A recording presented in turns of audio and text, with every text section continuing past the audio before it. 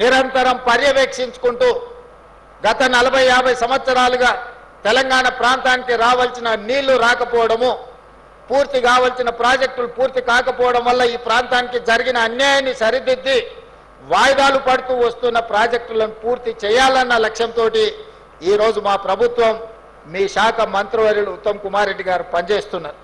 అందుకే ఈ శాఖలో నియామకాల విషయంలో ప్రత్యేకమైన శ్రద్ధ పెట్టి శాఖలో ప్రభుత్వ ఉద్యోగులు బాధ్యతతో పనిచేసినప్పుడే ప్రాజెక్టులు పూర్తి అవుతాయి. మరి ఆ శాఖకు సంబంధించిన ఉద్యోగ నియామక పత్రాలను 10 సంవత్సరాలు నియమించకపోవడం వల్ల వాయిదాలు పడుతూ వచ్చినాయి. అందుకే సెప్టెంబర్ 2024 నాడు దాదాపుగా ఇక్కడనే ఇదే వేదిక మీద నుంచి 738 మంది అసిస్టెంట్ ఎగ్జిక్యూటివ్ ఇంజనీర్లను, అదేవిధంగా జూనియర్ అసిస్టెంట్లను ఇదే వేదిక మీద నుంచి నియామక పత్రాలిచ్చి భుజం తట్టి ప్రోత్సహించినాం. ఈరోజు మళ్ళీ దాదాపుగా 423 ఉద్యోగ నియామక పత్రాలు అందించడం ద్వారా ఈ శాఖలో 1161 మందిని ఈ 14 నెలల్లో నియామక పత్రాలు అందించి ఈ శాఖను ముందుకు నడిపించాలన్న ఆలోచనతో ఈరోజు ముందుకెళ్తున్నాం. అదేవిధంగా ప్రాజెక్టుల నిర్వహణ కోసం లష్కర్లు అవసరం. దాదాపుగా 2000 మంది లష్కర్లను ఈ 14-15 నెలల్లో నియామకాలు చేపట్టడం జరిగింది. ఈ రాష్ట్ర ప్రభుత్వం యొక్క మొట్టమొదటి ప్రాధాన్యత ఉన్న శాఖ ఏదైనా ఉంది అని అంటే సాగునీటి పారుదల శాఖ అని చెప్పి నేను ఈరోజు చెప్పదలుచుకున్నాను. ఈరోజు ఇది నేను కాదు, మొట్టమొదటి ప్రధానమంత్రి పండిట్ జవహర్లాల్ నెహ్రూ గారు దేశ స్వతంత్రం వచ్చిన తర్వాత ఆ రోజు ఉన్న ఆర్థిక పరిస్థితుల్లో, ఆ రోజు దేశంలో నెలకొన్న పరిస్థితుల నేపథ్యంలో మొట్టమొదటి ప్రాధాన్యత కింద ఇరిగేషన్ అండ్ ఎడ్యుకేషన్ ని పండిట్ జవహర్లాల్ నెహ్రూ గారు బాధ్యతగా తీసుకున్నారు. ఈ దేశంలో ప్రజలు చదువుకుంటే ప్రపంచ దేశాలతో పోటీ పడతారు. ఈ దేశంలో సాగునీటి పారుదల ప్రాజెక్టులు, ముఖ్యంగా బహుళార్థక సాధక ప్రాజెక్టులను నిర్మిస్తే రైతులు ఆత్మగౌరవంతో బ్రతుకుతారు.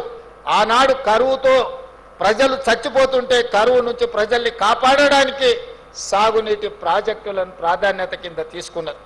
మొట్టమొదటి ప్రధానమంత్రి మొదటి ప్రాధాన్యత కింద తీసుకున్న ఇరిగేషన్ అండ్ ఎడ్యుకేషన్ ఈరోజు ప్రపంచ దేశాల ముందు మనం ఆత్మగౌరవంతో నిలబడే విధంగా ఈ దేశం అభివృద్ధి చెందింది.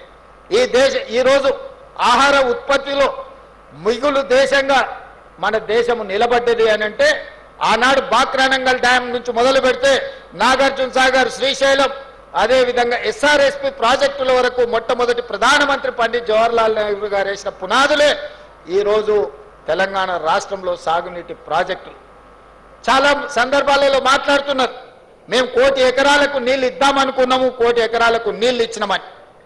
ఆనాడు కాంగ్రెస్ పార్టీ పండిట్ జవహర్లాల్ నెహ్రూ గారి మొదలుపెట్టిన నాగార్జున సాగర్, శ్రీశైలం, శ్రీరామ్ సాగర్ చూడండి, ఈనాడు కట్టిన కాళేశ్వరం చూడండి, ఎంత నిధులతో ప్రాజెక్టులు కట్టినాం.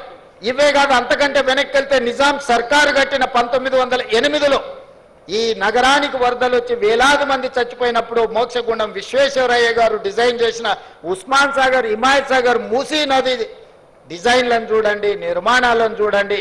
100 సంవత్సరాలైన చెక్కు చెదరక మానవ నిర్మితమైన అద్భుతమైన కళాఖండాలుగా ఈ రోజు ఆ ప్రాజెక్టులు ఉన్నాయి. సాంకేతిక పరిజ్ఞానం లేనప్పుడు నాగార్జున సాగర్ కట్టిండ్రు. సాంకేతిక పరిజ్ఞానం అభివృద్ధి చెందుతున్న సందర్భంలో శ్రీశైలం ప్రాజెక్టు కట్టిండ్రు, శ్రీరామ్ సాగర్ కట్టిండ్రు. ఆనాడు కట్టిన ప్రాజెక్టులు ఎన్నోసార్లు వరదలు వచ్చినాయి, ఉపద్రవాలు వచ్చినాయి. కానీ ఆ ప్రాజెక్టులు ఈరోజు నిటారుగా నిలబడి మన ప్రాంత ప్రతిష్టకు ప్రతీకలుగా నిలబడ్డాయి. ఉమ్మడి రాష్ట్రంలో 22 లక్షల ఎకరాలకు నీళ్ళు ఇచ్చిన నాగార్జున సాగర్ కావచ్చు, ఈరోజు పవర్ ప్రాజెక్టులు కానీ సాగునీటి ప్రాజెక్టులు అందిస్తున్న శ్రీశైలం 2009లో అత్యధికంగా వరదలు వచ్చినప్పుడు కొట్టుకుపోతాయేమని చెప్పి ప్రజలు కృష్ణానది పరివాహక ప్రాంతంలో ప్రజలు ప్రాణాలను గుప్పిట్లో పట్టుకొని ఉన్నా కూడా చెక్కు చెదరకుండా నిలబడ్డ ప్రాజెక్టులు శ్రీరామ్ సాగర్ కానీ, లేకపోతే నాగార్జున సాగర్ కానీ, లేకపోతే శ్రీశైలం ప్రాజెక్టు.